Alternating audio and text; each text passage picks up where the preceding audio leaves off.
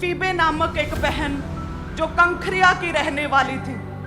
कहते जब परमेश्वर के दास प्रेरित पौलुस कंख्रिया में पहुंचे, कुरिन्थिया की एक जगह कंख्रिया, कहते वहां पर जब पहुंचे तो रोम की कलीसियाओं के लिए जो पत्रियां लिखी, उस समय उस फीबे नामक एक औरत, एक विश्वासिनी, एक बहन, एक आत्मिक बेटी पौलुस की, उसके हाथों कहते रोम के कलीसियाओं के लिए पत्रियां भेजी।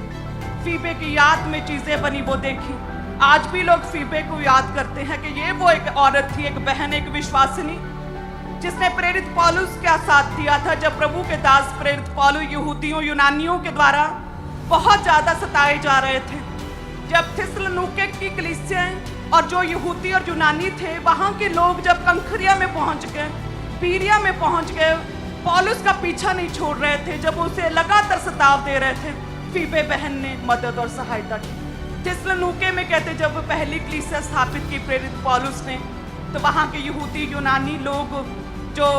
अल्प विश्वासी, जो प्रभु में नहीं थे, जो सही रीति से मानते नहीं थे, प्रभु यीशु पर विश्वास नहीं करते थे, कहते उन्होंने खड़े हुए, एकजुट हुए और प्रेरित पौलुस का बड़ा विरोध किया। और कहते वहां पर एक व्यक्ति था, एक आम साधारण नया विश्वासी, जिसका नाम था यासोन जेसन। कहते जेसन ने अपना घर, अपना एक कमरा प्रभु के दास प्रेरित पौलुस को दे दिया।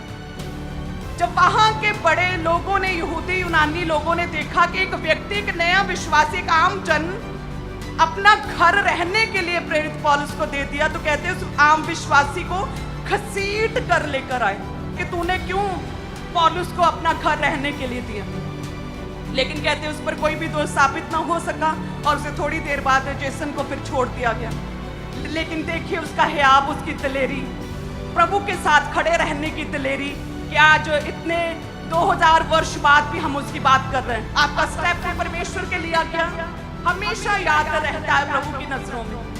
क्योंकि जब आप खड़े रहते किसी विजन के साथ, प्रभु के दास के साथ, तो आप किसी व्यक्ति विशेष के साथ खड़े नहीं हुए, आप परमेश्वर के उस विजन, उस दर्शन के साथ खड़े हुए जो परमेश्वर ने उस जन की लाइफ के लिए सोचा है। आपकी भागीदारी,